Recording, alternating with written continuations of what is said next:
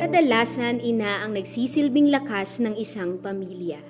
Ngunit may panahong sila naman ang nangangailangan ng kalinga sa likod ng hirap na pinagdaraanan. Hanggang saan ba kayang ilaban ng isang anak ang kanyang ina?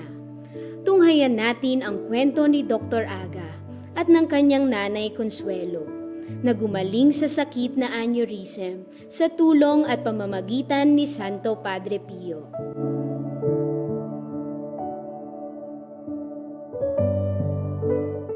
Ako si Raymond Agapito.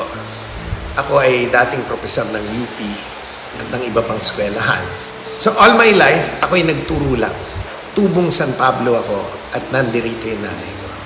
Ang nanay ko ay si Consuelo Agapito. Masikat sa akin yan. Kasi siya ay nagtrabaho sa UP College of Mass Communication kung saan maraming nagmamahal sa kanya ng mga naging estudyante niya. Too many to mention ng mga celebrities na dahil yung nanay ko kasi ay photographic memory, naasikaso niya ng gusto yung mga estudyante. Yung kanilang mga grades, deficiencies and all. Makita lang ng nanay ko yung estudyante. Sasabihin na niya kung ano yung kulang. Hindi ko kilala si Padre Pio prior dun sa stroke ng nanay ko.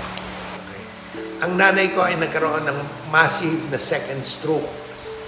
And then, kinikwentuhan ko lang nanay ko. Kasi, ang mindset ko noon kung tatagal man ang nanay ko ng isang araw, I'll see to it yung 24 hours na yun, katabi niya ako. At alam niyang, hindi ko siya iniwan. Sabi ko kay Inay, lumaban ka lang.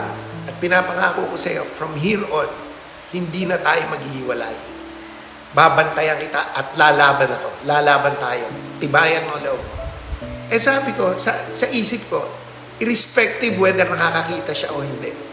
But it's a sign of progress. It's hope. Yun lang yung mahalaga lang sa akin.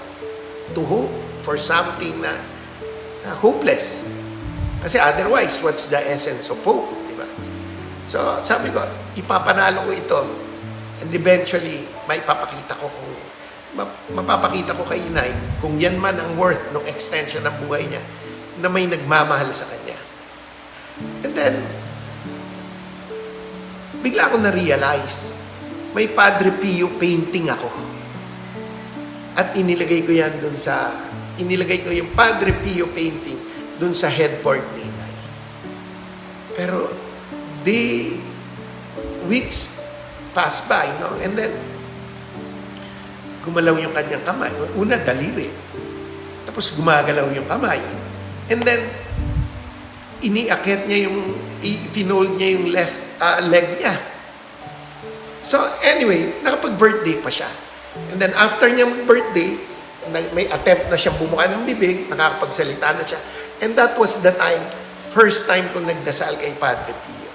At ang dasal ko, sana po, dun sa painting na yan, sabi ko sa kanya, sana po, makakain pa si Inay. So sabi ko gano'n, gumagaling siya. And ito, again, ina-attribute ko ito kay Padre Pio. Dahil ang paniwala ko rito, ang unang mirakulo ay ang mirakulo ng pagdanas at pagsaksi sa pagmamahal. For me, may opportunity, may chance to show her how much I care, I value, and I love her. It happened Napagawa namin itong kapilya na to Tapos inilagay namin dito. Nakalagay, in this site will rise Padre Pio Chapel. Ilalagay na dyan siguro by December yung relic. And it is something na makakadagdag siguro sa ako na lang, wag miracle Baka naman ito makadagdag para ma-reinforce ang hope ng bawat isa. Makakausap ko si Padre Pio, siguro ang sasabihin ko lang, Pater,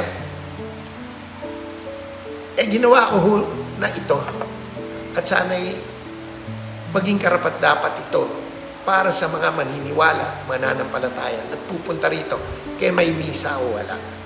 So, again, tanungin nyo, pag tinanong niyo ako, ano yung miracle ni Padre Pio? Ako, sasabihin ko lang sa sarili ko, ang miraculong yan ay nabigyan ako ng pagkakataon pa for another 14 years and I hope madagdagan pa para mahalin ko ang nanay ko.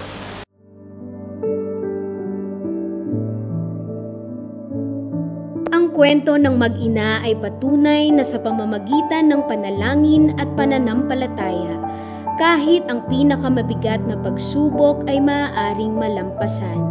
Hindi kailanman nawawala ang pag-asa at ang mga himala ay tunay na nagaganap sa mga pusong patuloy na nananampalataya.